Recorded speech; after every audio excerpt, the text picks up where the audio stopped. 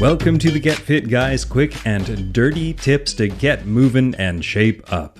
My name is Brock Armstrong and I am the Get Fit Guy.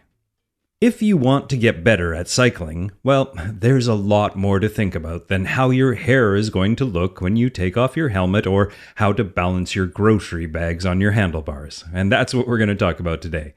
If you've been riding a bike since childhood when you had a horn and streamers on your handlebars, well, you may think that cycling is as easy as, well, riding a bike. But there's a lot more to it if you truly want to know how to get better at cycling.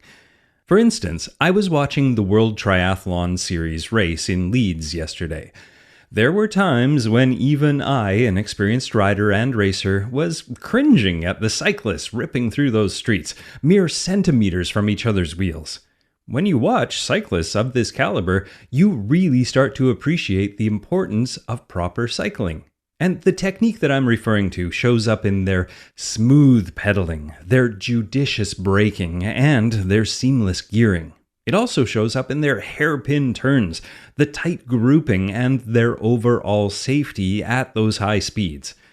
Now, this isn't the type of stuff that you learn from a spin class. Actually, it's quite the opposite. Or from pedaling your commuter around town, although that really does help. It also doesn't automatically come from owning an expensive carbon fiber bike or some flashy cycling outfit that's also known as a kit. This stuff takes practice, more practice, and focus.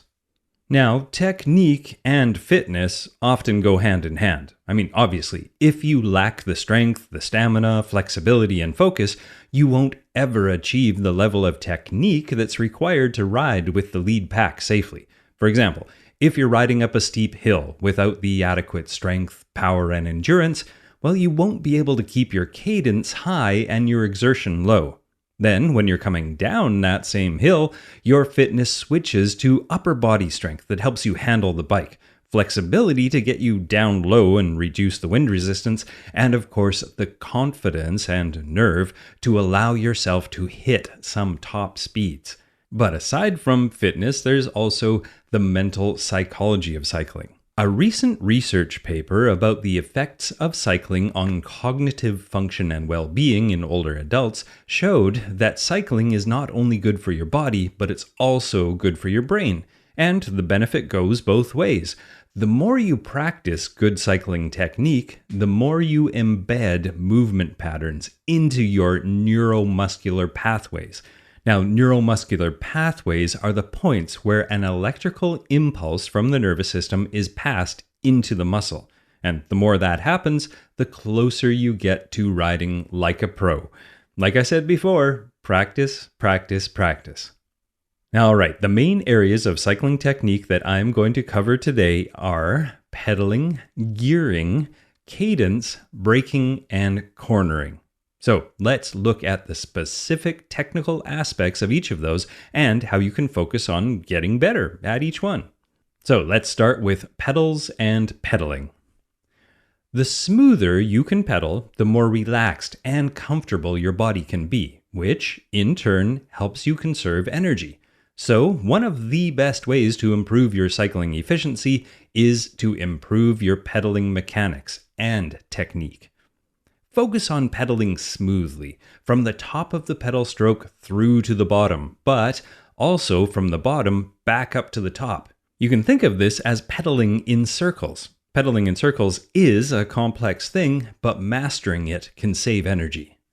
This type of pedaling, though, requires a specific type of pedal that cyclists call clipless. Now, clipless pedals are comprised of two parts: special pedals and cleats, and those cleats attach to the soles of special cycling shoes. Now, with this combo, your feet are essentially connected to the pedals, and your feet won't come unconnected until you deliberately swing your heels away from the bike. Now, being connected to your pedals in this way makes pedaling in that full circle possible, which is more efficient. Now, if you're cycling some short distance or you're just pedaling around town, basic flat pedals, the kind you simply press down on, work just fine. But as you get more serious about your cycling, let's say you want to do a Grand Fondo or a Century ride, well, your technique will be improved by having this special type of pedal. Now let's move on to gearing. Being able to intuitively cruise through the appropriate gears for your terrain will make you faster and, again, more efficient. It will also make riding your bike more enjoyable and ensure that your chain doesn't wear out too quickly.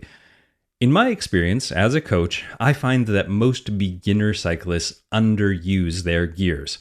Some spend the entire time mashing the pedals and wasting a lot of power and effort in a high gear. That's the big chainring in the front and the small one on the back. Or they do the opposite and they spin their legs too quickly in a low gear, the small chainring in the front and the big one in the back. Now, neither of these is an effective way to ride. So don't fear the gears. The key to using your bicycle gears efficiently is to learn to adjust your gearing intuitively and often. The easiest way to think of this is that your goal is to maintain a steady rate of pedaling, or cadence, which is next on our list, and then adjust your gearing to follow. This means you will change your gearing when you're ascending a hill or descending a hill or heading into a headwind or being carried by a tailwind. Anytime you feel like your effort is becoming too high or too low to maintain that optimal cadence, change your gear. Next on our list is cadence. Now, in a nutshell, cadence is the number of times you turn your pedals in 60 seconds. It's the same for running as well. Generally, counting 1 foot for 10 seconds and then multiplying it by 6 is the easiest and quickest way to measure your cadence. You have probably heard your cyclist friends refer to how many watts they push, and that is because cycling is a power sport. Your power on the bike is the product of the force you apply to the pedals and your cadence. To win a race, you basically want to pedal as fast as you can with the greatest amount of force that you can maintain. Now, that doesn't always mean shifting to a bigger gear and mashing on the pedals harder and harder. Grinding away like that or flipping the pedals too quickly in the wrong gear can increase the risk of injury and decrease your efficiency and make riding a lot less fun. So, what is the optimal cadence? Well, during a normal ride, aim for a smooth pedal stroke between 85 and 100 RPMs. That's revolutions per minute. As you ride, choose the gears that allow you to pedal in that RPM range while also maintaining a manageable amount of pressure on your pedals. Next on our list is braking. Now, hopefully, you haven't had to send yourself flying over the handlebars to learn that braking is a surprisingly complex skill, a skill that improves with practice. Your bike likely has 2 brakes, one on the front wheel and one on the back, and each of those has its own purpose. And a good way to think of it is like this. The back brake is for slowing down and the front brake is for stopping. That generally means that you apply the back brake first to slow yourself down and the front brake when you're ready to stop. But if you really need to stop in a hurry, both at the same time is a good idea. And don't worry, if you keep your body weight and your center of gravity to the back or the rear of your bike, you will not go over your handlebars. Now here's a pro tip. If you're riding in a tight group, use your brakes sparingly. If you're getting uncomfortably close to the cyclist's wheel in front of you, simply stop pedaling for a few seconds until you back off to a comfortable distance. Putting your brakes on unnecessarily can cause a cascade of panic throughout the peloton, which incidentally is a French word meaning platoon, which refers to a primary group or pack of riders. And you don't want to panic them. Now, next on our list is cornering. Perhaps the best piece of advice that I ever received when it comes to cycling is this. When cornering, keep your inside leg up and loose and your outside leg straight and tight. This will not only prevent your inside pedal from hitting the ground and flipping you off your bike, but it also maximizes your tire's traction on the ground, both of which are aspects of good cornering.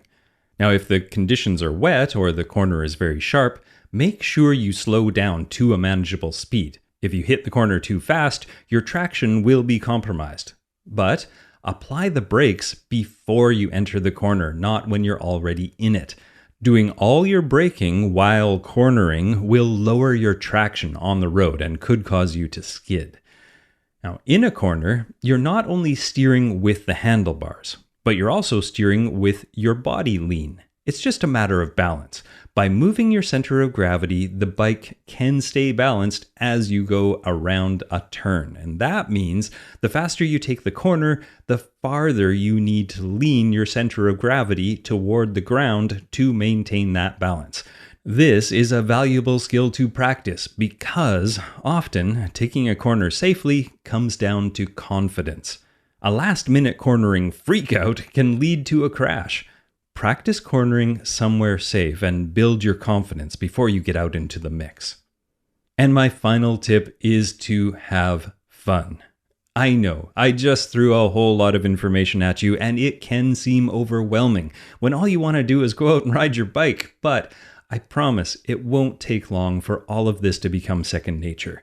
Just like learning to tie your shoelaces or using a computer mouse or riding a bike, it may seem difficult at first, but practicing and putting in the effort will not only help you become a better cyclist, but it will help keep you safe and allow you to have cycling fun for years to come.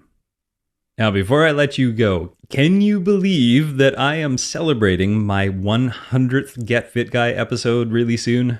Well, it's true, and I want to thank you all for being loyal listeners.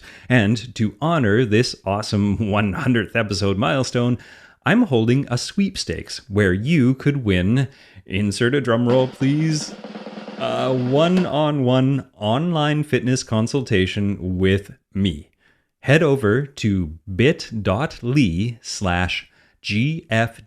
session. That's Get Fit Guy session, but GFG session. And there you'll learn how you can enter for your chance to win. This is going to be really cool. I can't wait to work out with you. So that's once again, bit.ly/GFG session. Get Fit Guy is written, narrated, and produced by me, Brock Armstrong, with editorial support from Karen Hertzberg. Our team over at Quick and Dirty Tips includes Morgan Ratner, Michelle Margulis, Emily Miller, and Kathy Doyle. If you enjoyed this podcast, you can find me on Facebook and Twitter. I'm at Get Fit Guy, and you can also find me at brockarmstrong.com. And of course, don't forget, head over to bit.ly/GFG session. Now, what are you waiting for? Get out there and practice that cycling technique.